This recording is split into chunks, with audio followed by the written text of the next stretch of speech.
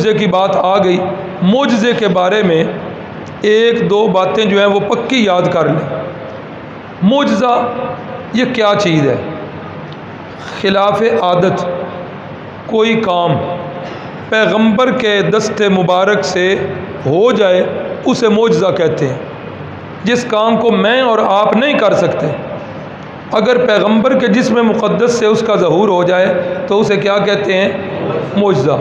اور اللہ کے کسی ولی کے ہاتھ پہ اس کا ظہور ہو جائے تو اس کو کیا کہتے ہیں؟ کرامت کہتے ہیں۔ معجزہ بھی قرآن مجید سے ثابت ہے اور کرامت بھی قرآن مجید سے اس کا ثبوت ہے۔ معجزات تو یہ بھی پڑھ رہے ہیں اور بھی کئی جگہ پر معجزات کے دلائل ہیں۔ کرامت اس کی دلیل حضرت مریم علیہ السلام، اس کا سارا واقعہ کہ ان کے پاس بے موسم پھل، چونکہ وہ نبیہ تو تھی نہیں، اللہ کی ولیہ تھیں، تو وہ سارے ان کے جسم کے ساتھ جو واقعات منسوب ہیں ان کی شخصیت کے ساتھ، تو وہ واقعات سارے کے سارے کرامت ہیں۔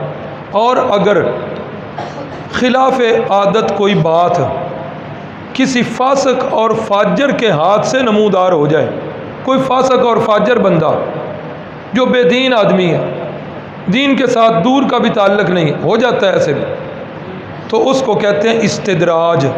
کیا کہتے ہیں؟ استدراج۔ ہماری بحث معجزے پر ہے۔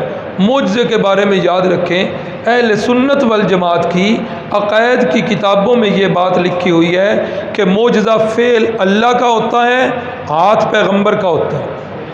یہ ہے اس میں یاد رکھنے والی بات کہ معجزہ پیغمبر کا فعل نہیں ہوتا بلکہ کس کا فعل ہے؟ اللہ کا۔ اس کے بارے میں لوگ افراط و تفریط کا شکار ہو گئے۔ معجزات کے بارے میں بعض نے سمجھا کہ معجزہ پیغمبر کے اپنے اختیار میں ہے، جب چاہے اللہ کا پیغمبر معجزات کا صدور کر دے، حالانکہ یہ بات نہیں۔ کیوں؟ قریش کئی مرتبہ آئے تھے، 15واں پارہ ہے، سورت بنی اسرائیل ہے، اس کا آخری 2 رکوع چھوڑ کر تیسرا رکوع ہے، 6-7 مطالبے ہیں، یہ کام کر دے، یہ کام کر دے، ہمارے دیکھتے دیکھتے آسمانوں پہ چڑھ جا، جب تو آسمانوں پہ جائے خالی ہاتھ ہو، جب واپس آئے تو تیرے ہاتھ میں کتاب ہو، کتاب نقرأ، اس میں ہم پڑھیں لکھا ہو کہ یہ میرا پیغمبر ہے، اسے مان لو، یا تیرا گھر جو ہے سونے اور چاندی کا ہو جائے۔ یہ سارے مطالبات تھے۔ تو جواب میں رسول اللہ صلی اللہ علیہ وسلم نے فرمایا، تم تو ایسے مطالبے کر رہے ہو، یہ کرو یہ کرو، جیسے میں کوئی الہ ہوں یا خدا ہوں، ایسی بات تو ہے نہیں۔ هل كنت الا بشرا رسولا، میں تو اللہ کی طرف سے رسول ہوں اور ایک انسان ہوں، یہ میری حیثیت نہیں۔ تو معجزے کے بارے میں یاد رکھیں کہ معجزہ فعل کس کا ہے؟ اللہ کا، اور ہاتھ کس کا ہے؟ اللہ کے نبی کا۔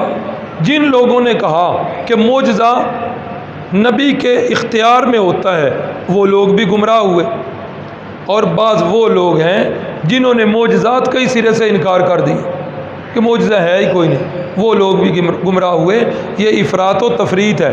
اہل سنت والجماعت کا مذہب یہ ہے کہ معجزہ کس کا فعل ہے؟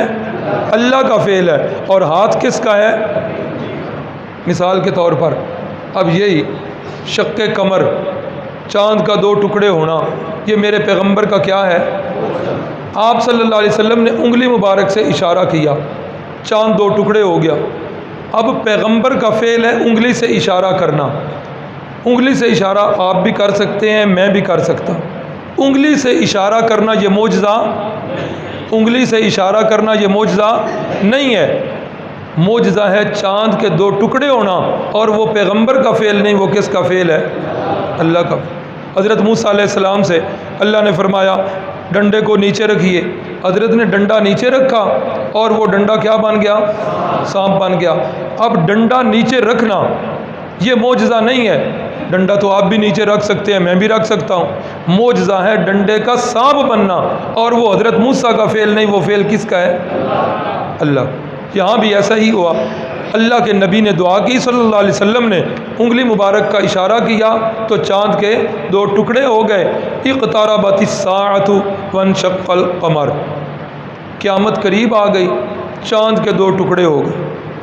وَإِن يَرَوْا آیَةً يُعْرِضُوا، یہ کفار جب بھی کوئی اس طرح کی نشانی دیکھتے ہیں تو اس سے منہ پھیر لیتے ہیں، وَيَقُولُ هَذَا سِحْرٌ مُسْتَمِرٌ، اور زبان سے یہ بکواس کرتے ہیں کہ یہ جادو ہے جو اس کے ہاتھ میں چلا آ رہا ہے، کئی دفعہ یہ کام کر جاتا ہے۔ تو یہ شق صدر والا معجزہ یہ بھی نبوت کے 9ویں سال میں